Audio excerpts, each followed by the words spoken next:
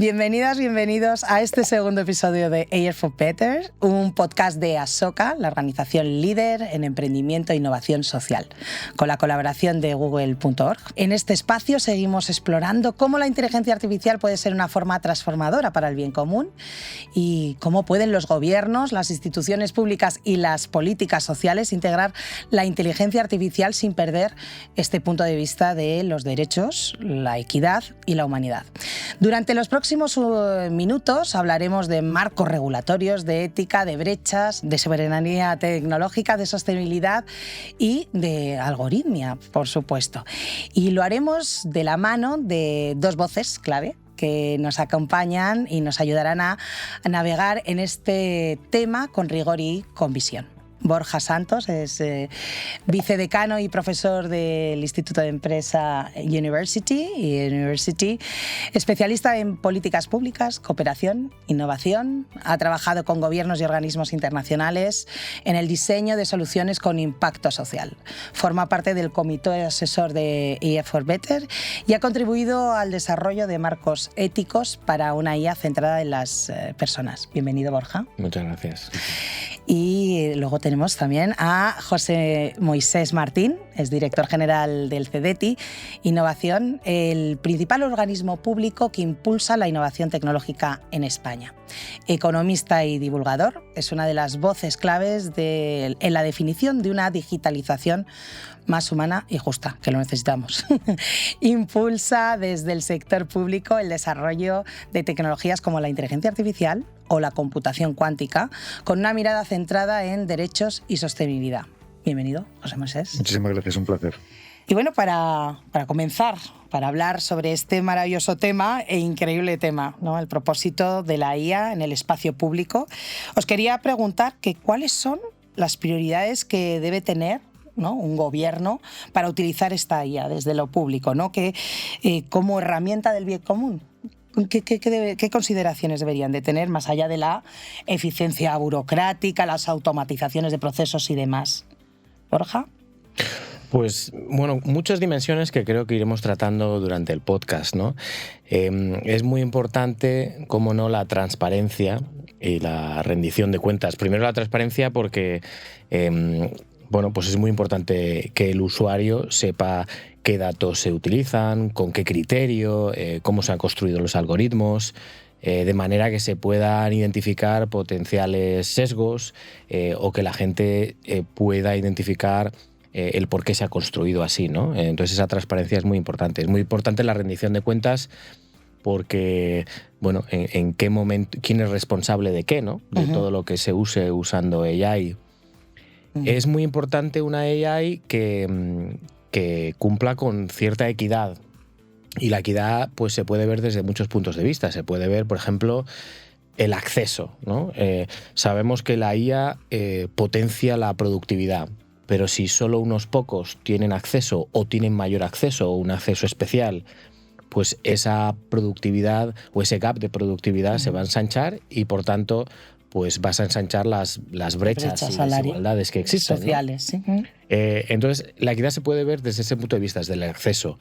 La equidad se puede ver también desde cómo las funcionalidades que hace que usemos con la IA pues generen sesgos, que podamos decir, oye, pues hay gente que por cierta condición social o cierto color de piel o cierto género pues se estigmaticen o se les dé cierta condición o tengan más o menos acceso a se les ponga un grupo de riesgos o se les ponga un grupo de riesgo. Entonces ahí también puede que esa equidad se vea vulnerada, ¿no? Bueno, yo creo que muchos más aspectos que iremos tratando. Vale, y cuando hablabas de transparencia, decías transparencia en cuanto yo, ente público que gobierno, obligar a esas empresas o que las empresas de motu propio decidan ser transparentes. En lo público. Mira, como tenemos a alguien de la Moisés. Efectivamente.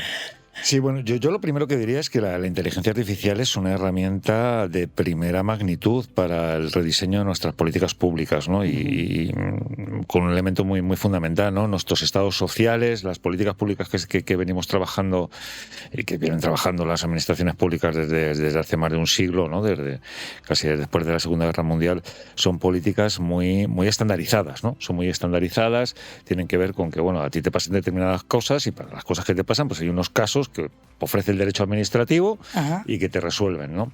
La gran ventaja que nos da la inteligencia artificial es que podemos personalizar las políticas públicas. Y eso es un elemento que tiene un poder, es un poder muy importante, porque eso significa que no es aquello de, ostras, tengo que enfrentarme, por ejemplo, a una formación o a una beca o a un programa de servicios sociales, luego daré ejemplos sobre ello, o un programa de apoyo a la dependencia que está estandarizado por un montón de gente, sino que es un programa que está específicamente diseñado para mí. Y eso es absolutamente, es un salto cualitativo muy importante en términos de cómo vamos a percibir las políticas públicas, ¿no? Y ese es el poder que tiene, pero al mismo tiempo tiene una responsabilidad muy importante, porque esa definición tan precisa lo que va a hacer es que tengamos, digamos, elementos fundamentales que ha señalado Borja muy bien, que tienen que ver con cómo se diseña ese programa, con qué transparencia se diseña, cómo se mantiene mi privacidad y mi intimidad en ese tipo de iniciativas, cómo los datos que yo proporciono para que los algoritmos me diseñen ese programa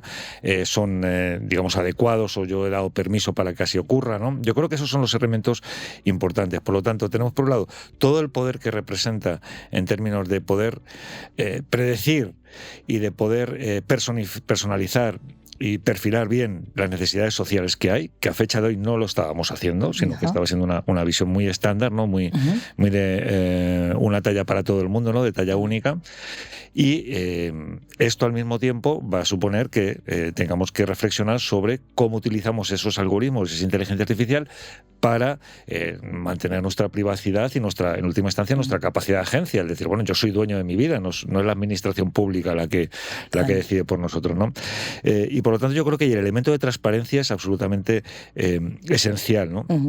Lo que estamos intentando hacer desde la administración pública, en este sentido, yo ahora hablo por el CEDETI, pero forma parte de todo lo que hacemos desde los diferentes ministerios, es que en cualquier caso, sea cual sea la decisión que se tome desde un algoritmo o desde un mecanismo que incorpora inteligencia artificial, sea trazable, explicable y a veces cuestionable o incluso impugnable, ¿no? Porque no se trata de mantener estas black boxes, ¿no? Que dicen las cajas negras de la inteligencia artificial, sino de ser capaces de explicar por qué ocurren así. Y lo que hemos visto, y yo creo que esto es muy relevante, en casos en los cuales se ha aplicado la inteligencia artificial de una manera poco responsable, y hay muchos casos documentados en la historia. Nos daba para todo el podcast, claro, y 5 más. Pero yo creo que hay un salto cualitativo, porque nos hemos dado cuenta de que cuando se ha explorado, se han identificado claramente dónde estaban las fallas y se han podido corregir. Y por lo tanto, cuando hay transparencia e intención, evitamos muchísimos de esos sesgos de los que tanto se ha hablado, sobre todo pues, tema de revisiones del sistema penal norteamericano, etcétera, que todos hemos escuchado, ¿no?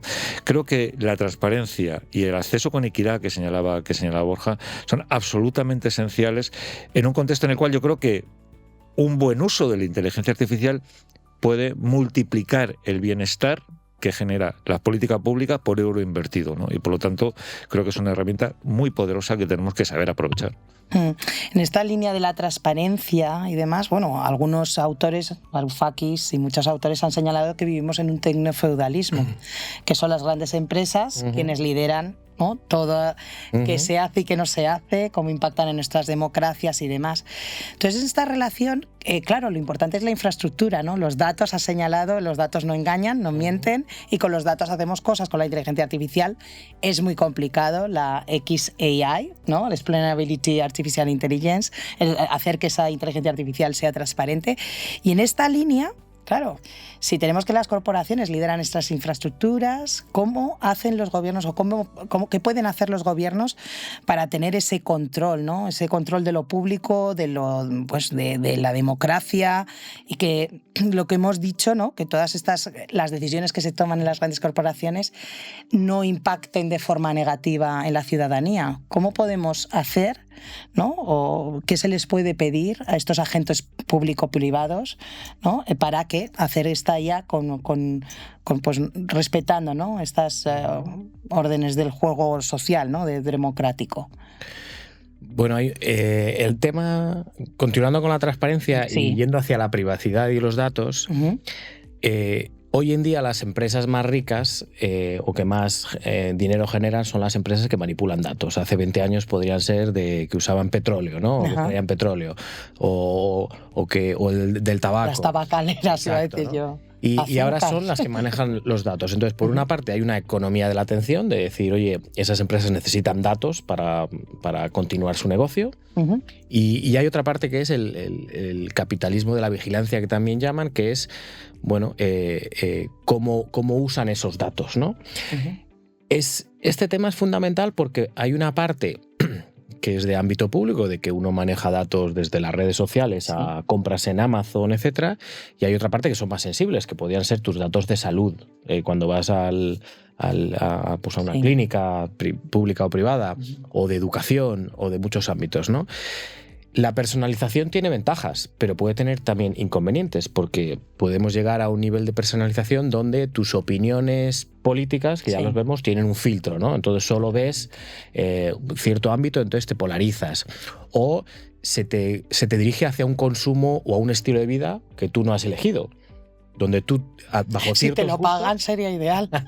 No, si pero te lo pagas, todos tenemos ciertos gustos, ¿no? Pero se pueden aprovechar de tus tendencias para decir, bueno, pues voy a dirigir tus hábitos de consumo y tu día a diario, entiendo. Te lo voy a dirigir, porque sé que tienes una tentación y una predisposición hacia ello, ¿no? Sí, la compra compulsiva, ¿no? Exacto. Entonces, este tema es fundamental, porque esta personalización que comentábamos en las políticas públicas, que es una gran ventaja, pues también puede ser un gran riesgo, ¿no? Donde nos convertamos, donde perdamos nuestra propia autonomía, ¿no? Eso puede pasar, donde sin querer tengamos que luchar en el día a día porque nuestro entorno, en cualquier ámbito, nos tienta y saben que, bueno, saben a qué estamos expuestos, ¿no? Saben que nos gusta, y al final acabemos en lugares donde quizá a través de nuestra voluntad no hubiéramos elegido ir, ¿no? O llegar. Por eso es tan necesario el que vuelva el espíritu crítico, la filosofía a las aulas, ¿no? Entre otras muchas cosas, ¿no? Sí, mira, yo señalaría que el gran desafío que tenemos con la inteligencia artificial, tenemos dos grandes cosas que me gustaría comentar, ¿no? La primera es, el gran desafío es no perder nuestra capacidad de agencia como ciudadanos críticos, ¿no? Es decir, al final, si se utilizan algoritmos con digamos, trucos de comportamiento, ¿no? Que te llevan a tomar determinadas decisiones que no hubieras tomado de otra manera, etcétera. Esto requiere que tengamos que preservar nuestra capacidad de agencia, que forma parte de la democracia liberales. O sea, al final somos democracia, vivimos una democracia porque pensamos que tomamos decisiones más o menos informadas o razonables, pero que las tomamos nosotros, no que alguien no incide o influye en esas decisiones, ¿no?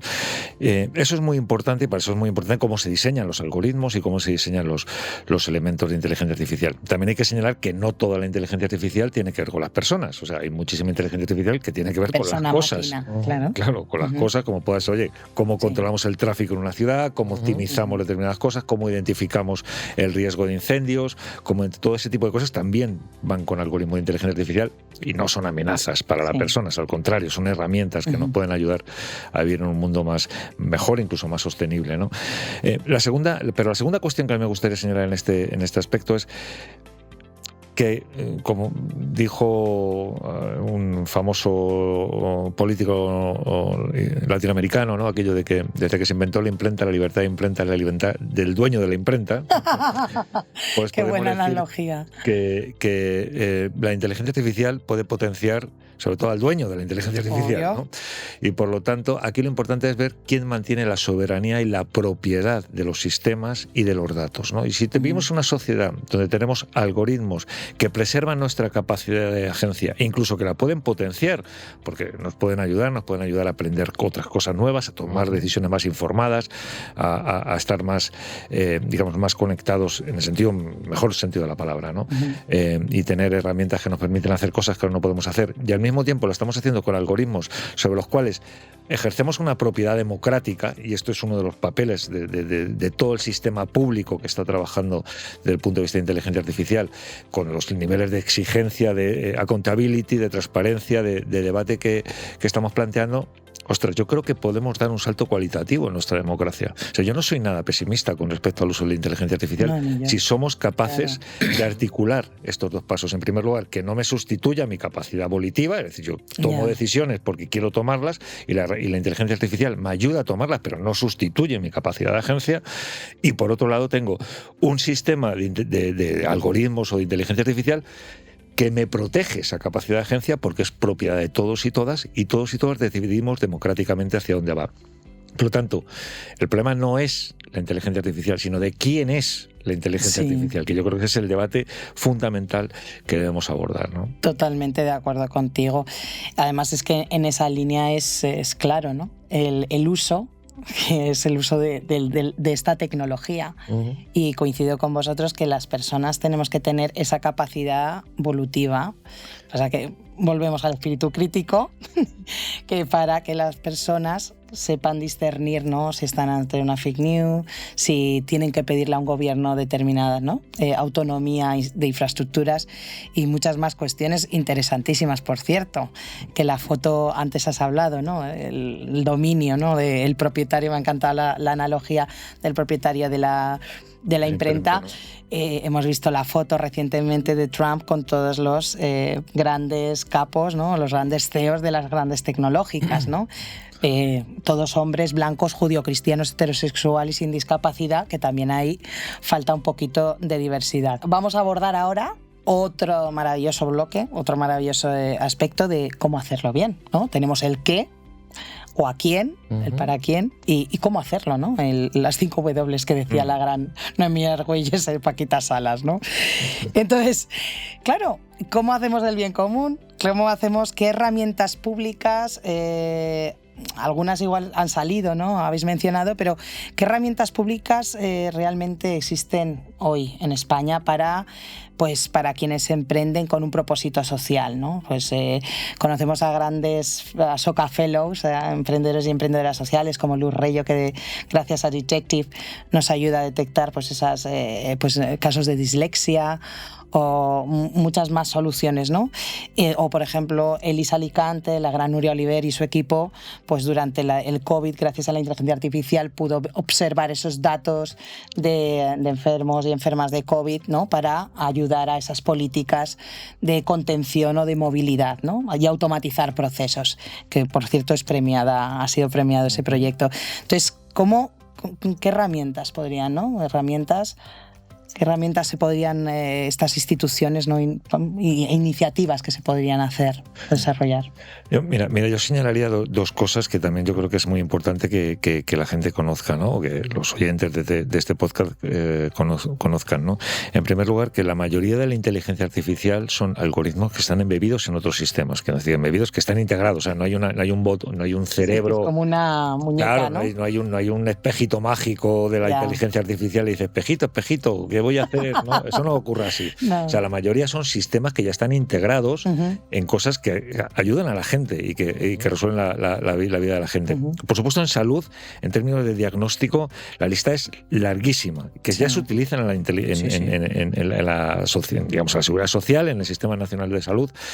Nosotros mismos desde el CETI estamos apoyando la puesta en marcha de sistemas de diagnóstico basados en visión artificial que incorporan inteligencia artificial, que permiten identificar muy rápidamente tumores, etcétera, que salvan vidas, ¿no? Y en ese sentido la inteligencia artificial sirve para salvar vidas, pero esto sería un ejemplo, ¿no? Has planteado Luz, ¿no? También, pero hay otros elementos que tienen que ver, por ejemplo, con el uso de programas educativos adaptados y adaptativos, es decir, que el propio programa educativo se adapta a las necesidades de atención, de conocimiento, de comprensión del estudiante, ¿no? De estos estamos viendo ahora ya modelos que están muy desarrollados y que tienen mucho recorrido y pueden maximizar el impacto de la educación pública en muchísimos chavales, porque te convierten un sistema que estaba pensado para una clase de 40 personas, es que se convierte en una educación personalizada, es como si tuvieras un mentor, ¿no? Y eso ya está ocurriendo, ¿no?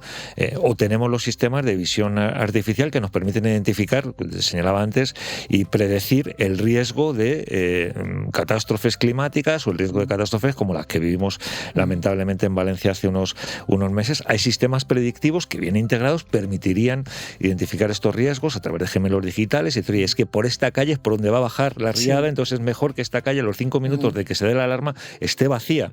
Ese tipo de cosas que salvan vidas ya están ocurriendo. Tenemos casos de uso, en el CEDETI los estamos financiando. O señalabas antes lo de las fake news, ¿no? Que también es muy interesante porque estamos desarrollando en el CEDETI, apoyando a desarrollar programas que permiten desenmascarar las fake news. Los fast-checking, que se llaman. Incluso en términos de fraudes publicitarios, en términos de que te están llamando y te están diciendo, oye, soy tu hijo. Claro, nadie te dice soy tu hijo, pero dice, te mando dinero, mándame dinero, no sé qué. Por SMS, ¿no? Lo por que WhatsApp. sea, ¿no? O sea, estas aplicaciones te permiten decir, oye, es que estos te están intentando engañar, ¿no? Muchas por el lenguaje, ¿eh? Sí, bueno. Muchas por el lenguaje. Totalmente. O sea, que al final tenemos una serie de herramientas que ya están en aplicación práctica o que están en fase de desarrollo, que se están integrando en muchos casos, no solamente desde el punto de vista del bien público para los emprendedores sociales, sino que la propia administración está asumiendo, por no hablar, por ejemplo, de cosas tan relevantes como pueda ser el control del fraude fiscal o el control del fraude en materia de seguridad social, donde ahora mismo prácticamente se hace todo con algoritmos ya. O sea, cuando recibes, digamos, que espero que nadie la reciba, pero cuando se recibe una carta de, oye, esto no casa, es porque hay detrás alguien que ha hecho un algoritmo que permite identificar esto y salvarnos de los defraudadores, ¿no? Por lo tanto, yo creo que ya hay muchos casos de uso que se están integrando por parte de empresas españolas, que estamos apoyando desde el CEDETI y otros centros de investigación y otros centros de apoyo, y que, digamos, desplegados y con una buena aproximación, pueden ayudar a mejorar mucho la calidad de vida de la gente. Y ahí el emprendimiento social está jugando un papel fundamental, porque esta orientación de servicio a la gente, esta orientación de servicio a la ciudadanía, que rompe el paradigma que señalábamos antes, ¿no? Sí. Con respecto al uso de la inteligencia artificial para mi propio beneficio, sino que es el AI for good, ¿no? El AI for better, ¿no? Sí. que estamos intentando trasladar, puede generar impactos muy, muy, muy positivos. Y ya te digo que tenemos bastantes casos de uso ya que dicen, ostras, es que esta tecnología realmente puede ayudarnos a construir un mundo muy diferente, ¿no? Sí, y en esa línea tenemos muchos más casos de los que has mencionado, los que he mencionado yo, en AI for Better, en la página web de Asoka. Tenemos Asoka ha desarrollado un policy brief donde una guía de buenas prácticas para ayudar a empresas, ¿no? Y ahí se exponen muy claramente estos ejemplos. Y en esa línea, ¿cuál es tu perspectiva, Borja? ¿Cómo podrían hacer, pues, incorporar, ¿no? estas herramientas, ¿no? Esta línea de emprendimiento social dentro de las dinámicas o políticas públicas?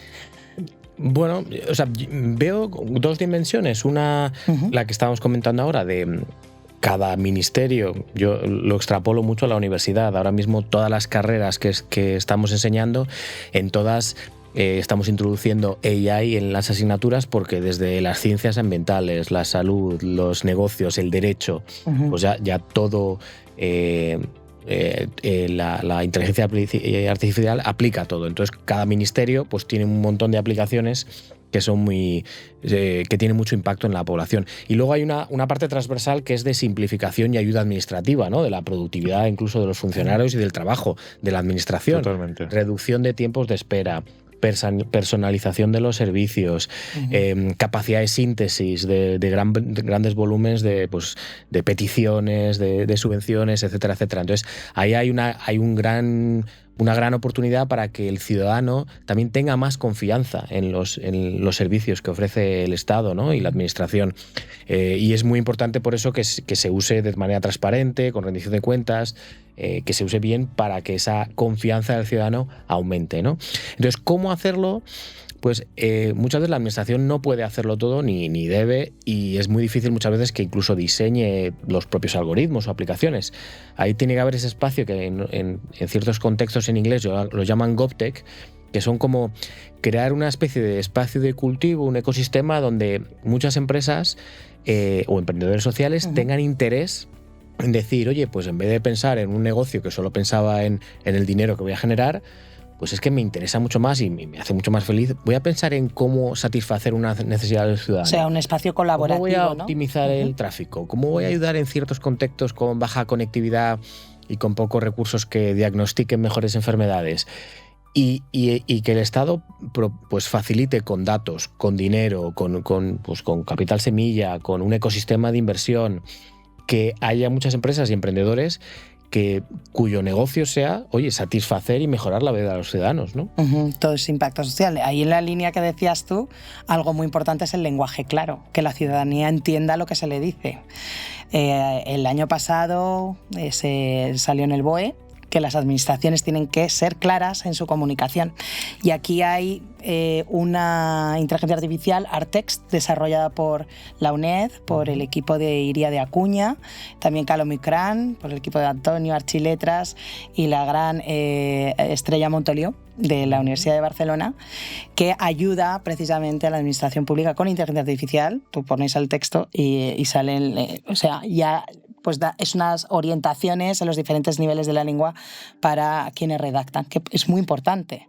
De hecho, ATA y CEPIME dicen que el 40% de las ayudas a emprendedores y emprendedoras se queda sin asignar porque no entendemos lo que pasa. Y algo más perverso, que tienes que contratar a una consultora para que te ayude a redactarlo. Yo soy doctora en lingüística y he tenido que contratar a una consultora para que me ayudara a redactar una ayuda, ¿no? Para postular a una ayuda. En cuanto a la capacidad de la suficiencia, y hablabas en la línea de, oye, GovTech, ¿no? Para quien no sepa, G-O-V, de Government, ese tech, de tech, que eso en el ámbito tecnológico, FinTech, ¿no? Financial Technologies, o, ¿no? Muchas cosas de estas, XTech. En esta línea, pues, ¿qué alianzas veis? ¿Es necesario contar con estas alianzas? ¿Cómo hacerlas, ¿no? Conocemos los clústeres, ¿no? En algunas comunidades, regiones. ¿Cómo es necesario? Y sobre todo, ¿y cómo podríamos incorporar a estos emprendedores y emprendedoras sociales? O esta visión de emprendimiento social siempre utilizando la IA como como solución multiplicadora, ¿no? Yo señalaría que hay cuatro tipos de actores que tenemos que activar, ¿no? Y que se están activando, a lo mejor de manera desigual, en determinados ecosistemas más que en otros, ¿no? Tanto desde el trabajo que se desarrolla en centros como el IE, ¿no? En materia de GovTech o la SOCA, como lo que se está haciendo a nivel de lucha contra la despoblación. Quiero decir que hay muchísimos ámbitos, ¿no? Pero hay cuatro elementos que a mí me gustaría señalar. En primer lugar, el propio papel del emprendedor y la emprendedora, ¿no? Porque al final se trata de alguien que tiene que tener el impulso de querer cambiar las cosas, ¿no? Eso es fundamental. Sin eso, para mí, eso es una de las piezas, es el motor de todo el cambio. Claro. ¿No? Primer elemento. Segundo elemento, yo creo que tiene que haber una participación de la comunidad investigadora. Estamos hablando de temas que son complejos, que si los quieres hacer bien y quieres tener esa trazabilidad, esa experiencia, ese conocimiento, requieren de una participación muy activa de la comunidad investigadora. En España tenemos una buena comunidad en materia de inteligencia artificial. Brillante. Y que de hecho está avanzando en muchos casos y con mucha vocación social, que esto es una cosa que también es muy importante. O sea, la gente que está en el CSIC, en las universidades, yo he tenido la ocasión de trabajar con algunos de ellos, están deseando abordar problemas sociales, ¿no? O sea, no están pensando en cómo hacerse millonarios, están pensando en cómo abordar problemas sociales. Que esto es muy importante, porque tienen vocación de construir, ¿no? Un tercer actor que son quien financia todo esto, ¿no? Es decir, al final pues puede ser el gobierno a través de subvenciones o de inversiones de capital como hacemos desde el CEDETI, pero también de programas de compra pública.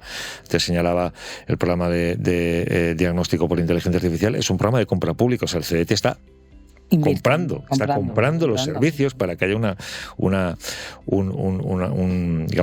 primera venta, ¿no? de estos servicios.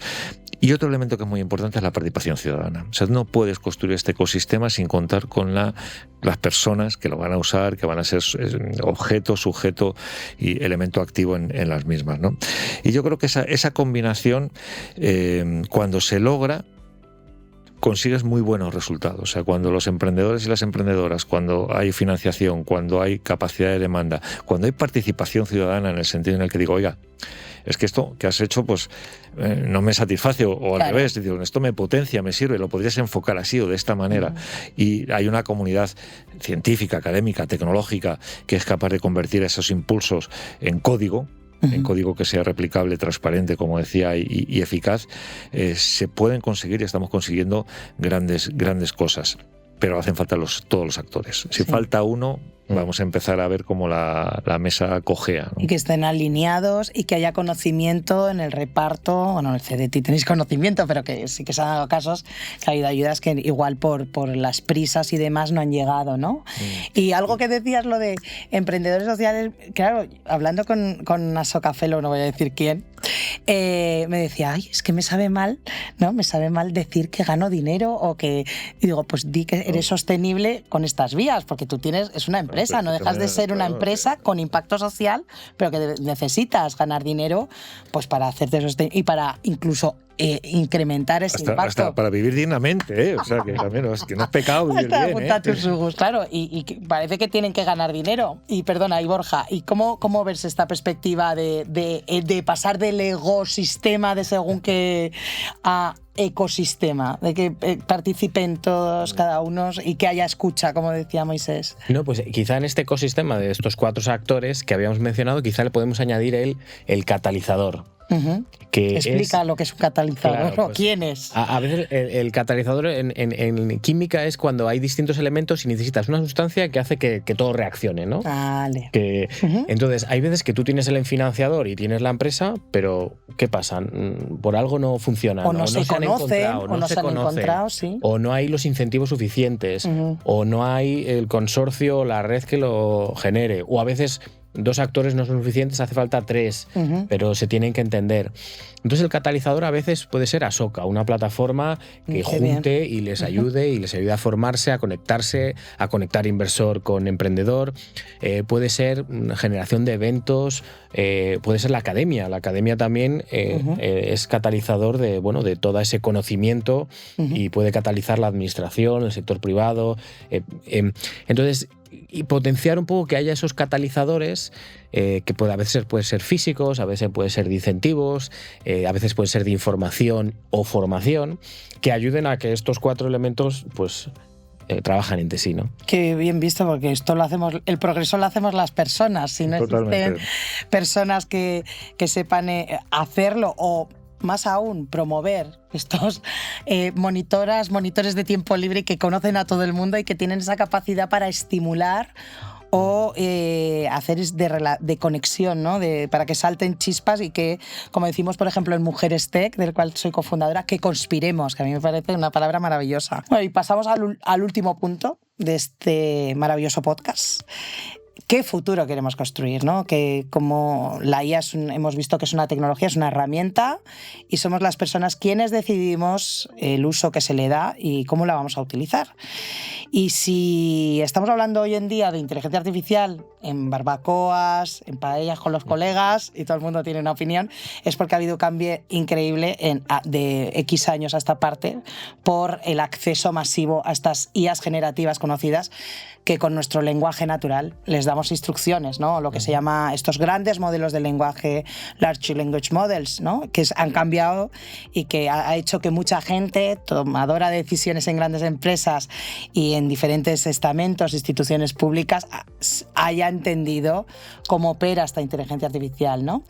En esta línea, claro, si estamos todo el mundo utilizando estas herramientas, antes hemos dicho que la gobernanza está por pocas empresas, ¿no? Quienes están decidiendo qué uso se hace. ¿Cómo transmitir una confianza a la ciudadanía en que se puede utilizar la inteligencia artificial? O sea, como estas instituciones públicas, ¿cómo generaríamos esa confianza, ¿no? Bueno, yo señalaría dos cosas, ¿no? Que tienen que ver con cómo se estructura la confianza, teniendo en cuenta que, de nuevo, insisto en esto, que creo que es relevante. O sea, el 99,9% de la inteligencia artificial que se utiliza no está en los grandes modelos de lenguaje.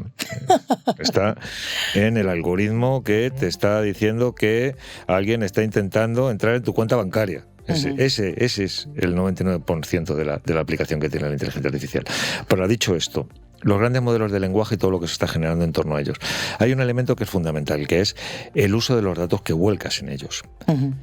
Y ya hay acuerdos y ya hay fórmulas por las cuales, en función de cuál sea tu perfil de usuario, y esto también hay que explicárselo a la gente, en función de cuál sea tu perfil de usuario, tus datos quedan recogidos como si fuera un sistema de cloud, de nube de toda la vida, o tus datos se utilizan para alimentar todo el mecanismo, ¿no? Yo creo que eso es un elemento fundamental.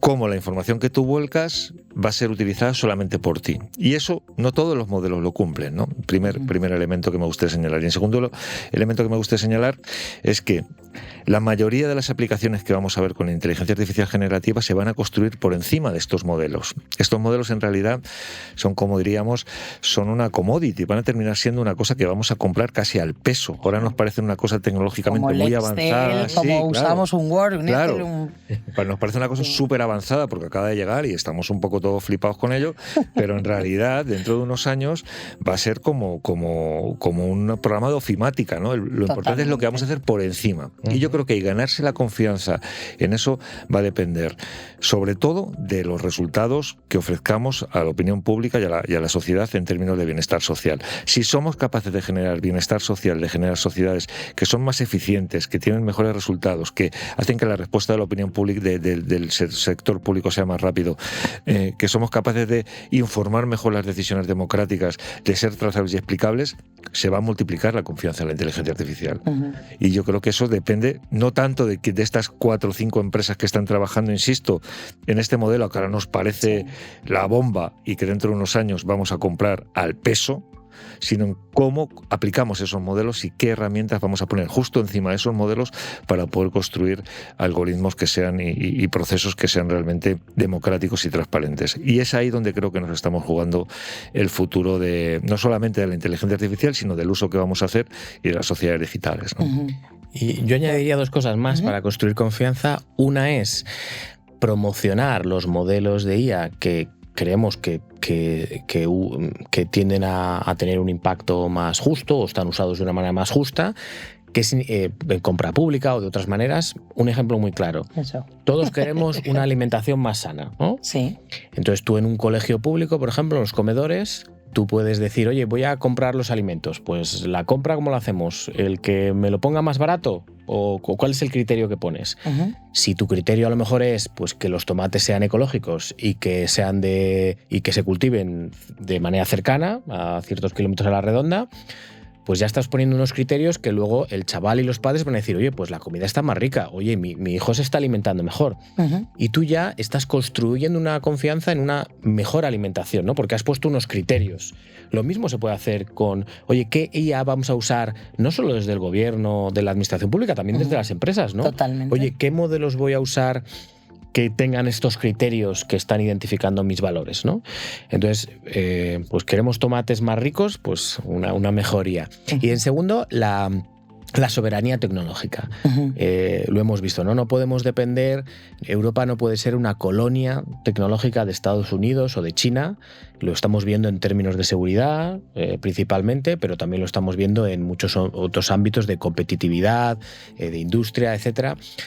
Necesitamos tener nuestros propios sistemas, modelos, manejar nuestros propios datos, porque si no, pues bueno, perdemos independencia y eso significa luego pérdida de confianza, ¿no? Porque ¿quién tiene nuestros datos? ¿Quién está manipulando nuestras decisiones? ¿Es China? ¿Es Estados Unidos? Uh-huh. Y nosotros queremos a lo mejor identificarnos con los valores europeos y queremos tener una tecnología que trabaje bajo esos principios, ¿no? Uh-huh. Entonces esa soberanía es muy importante para la confianza. Sí, antes mencionabais lo de la escucha, ¿no? Decía Plutarco que para hablar primero hay que escuchar. Entonces, si queremos crear un futuro mejor, o usando esta tecnología, pues o bien, como muchos ejemplos que habéis dicho, ¿no? El para vivir mejor, para darnos la propia administración pública una mejor atención, ¿no? Y que no solamente estén automatizados y trabaje muy bien nuestras obligaciones, como puede ser con Hacienda, que está de todo precioso, automatizado, pero con mis derechos, ¿no? Que también se automatice, como hemos señalado aquí, ¿no? Y entonces, ¿cómo podríamos hacer para trabajar en esta escucha, ¿no? En esta escucha y en esta... para evitar errores de diseño, porque algo muy importante es incorporar la ética en el diseño, ¿no? Estas visiones, estos valores desde el principio, ya tanto de la toma de decisión como en los equipos de desarrollo, ¿no? Que piensen que la IA, que lo que están generando, que sea justa, que sea inclusiva y que se atiende a toda la diversidad de la población, ¿no? De la ciudadanía, ya sea con el texto, ¿no? accesible, con muchas más cosas, ¿no? ¿Cómo podríamos realizar esta escucha? Moisés, si quieres. Bueno, yo creo que estamos digamos, tenemos las herramientas, otra cosa es que las activemos, ¿no? Yo creo que, y esto puede suponer una nueva fase en cómo concebimos nuestra propia democracia, ¿no? Ya imaginemos que tenemos un servicio público, X, el que fuera, que lo queremos, digamos, automatizar desde el punto de vista de utilizar inteligencia artificial para tomar determinadas decisiones, y esto lo puedes hacer de dos maneras, sacando un concurso público para que te lo resuelva una empresa y unos técnicos muy capaces y muy profesionalmente muy positivos, pero que no te ofrecen un resultado democrático, u otras activando estos 4 pilares que señalábamos antes, ¿no? Y uno de ellos fundamentalmente tiene que ver con la propia ciudadanía, ¿no? Donde tenemos ya metodologías y herramientas de inteligencia colectiva, de ecodiseño, de diseño centrado en las personas, diseño centrado en la vida, que se habla ahora, todavía va más allá, ¿no? de hablar de las personas, sino pensado en la vida, porque hay muchos actores que hay que tener en cuenta. Si conseguimos poner a las personas al frente del proceso de elaboración de los algoritmos, y si conseguimos hacerlo a través de procesos, ya te digo, de democracia deliberativa, no solamente de consulta, digamos, más automatizada, ¿no? Más automática. De supervisión de iniciativas políticas, etcétera, ¿no? Si realmente abrimos esto que llamamos el Open Government, ¿no? Que se hablaba antes del GovTech, ¿no? Según una explosión de gobierno abierto hace unos años, si le metemos la gasolina de la inteligencia artificial, podemos generar nuevas cotas de calidad democrática. Yo creo que eso va a ser muy, muy, muy relevante, ¿no? Porque yo creo que subestimamos muchísimo la vocación que tiene la gente de ser dueña de su propio destino. Totalmente. Lo hacemos porque pensamos que no renta, que no, como dicen los jóvenes, que no renta. Eres joven, Moisés. Que no renta, esto lo dice mucho mi hijo. Que no renta. Pero si rentara y hacemos que rente, yo creo que el salto que podemos dar es muy importante. Y las herramientas están ahí. O sea, yo creo que ha habido también un boom de cómo diseñamos estrategias de inteligencia colectiva y de procesos de deliberación que podría llevarnos a tener modelos de inteligencia artificial mucho más transparentes, más permeables a las necesidades de la población y mucho más eficaces en la defensa de la democracia, ¿no? Y en la creación de esas iniciativas, sí. Yo me llevo el ejemplo a la universidad. Ahora nosotros con los estudiantes y con la educación que damos, pues estamos promoviendo el uso de la IA. ¿Por qué? Porque sabemos que multiplica la productividad en tu trabajo y que en cualquier empleo la vas a necesitar. Pero ¿cuál es el problema? Que de repente, si escuchamos a los profesores, a los padres y a los propios alumnos, empiezas a ver que también tiene sus riesgos, porque pues el alumno la usa tanto que al final hace su tesis entera o hace el trabajo entero o pierde la capacidad crítica en cierto momento, ¿no? Y entonces es muy importante la sensibilización en el ecosistema. En el nuestro pues es los alumnos, los profesores, la dirección. Que oye, que la IA es fantástica, pero puede tener sus riesgos. Y luego, pues establecer dentro de la institución, la empresa, pues unas guías. Asoka acaba de hacer esta guía en la que hemos contribuido, unas guías, una metodología, unos criterios, algo que te defina, ¿no? A nivel de la administración, pues hay una regulación. Pero las empresas pueden tener sus propias directrices, ¿no? Y creo que es bueno que tenga una visión humanística y que internamente digan, se lo pregunten, ¿no? ¿Cómo queremos usarla, ¿no? Y actúen en consecuencia. Totalmente. Bueno, esto es en la creación de esta vida futura, ¿no? Cómo podemos utilizar todas estas herramientas y la educación, es que se ha abierto un melón ahí. Lo maravilloso de esta tecnología, yo como humanista, como filóloga, como doctora en lingüística, a mí me apasiona, porque es que nos ha puesto a toda la humanidad a filosofar. Me voy a poder enamorar de una IA. Mi salud va a ser, incluso ya antes de beberme yo la siguiente cervecita, va a decir, Cristina, ya está bien. Y en la educación, cómo adquirimos conocimiento, cómo lo evaluamos, cómo lo transmitimos, cómo, ¿no? Que decías tú, claro, y yo sé que yo estoy dentro del Consejo Social de la UNED y me consta que es algo que todas las instituciones educativas están debatiéndose mucho, ¿no? En cómo aplicarla y cómo utilizarla, ¿no? Y en esta línea, aparte de la creación, y ya para terminar, que estamos aquí en un entorno de Asoka, en el podcast de Asoka, y además como vosotros sois grandes conocedores, Moisés y Borja, de todas las iniciativas de Asoka, en especial de AI for Better, ¿cómo podríais o cómo veis que podrían estos emprendedores y emprendedoras sociales o desde Asoka se podría acompañar en esta transición tecnológica para tener un alto impacto, ¿no? social? Mira, yo creo que hay una cosa que nunca se va a automatizar, que es la voluntad. La voluntad no se puede automatizar. Hasta la creatividad se puede automatizar. Es Schopenhauer.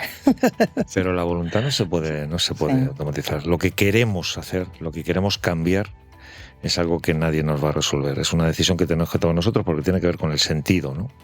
Y las máquinas no tienen sentido, no son capaces de generar sentido. Generan herramientas que nosotros interpretamos como un sentido, pero no son un sentido en sí mismo. O podemos hacer creer que tienen sentimientos y todo eso. Sí. Podemos simular lo que queramos.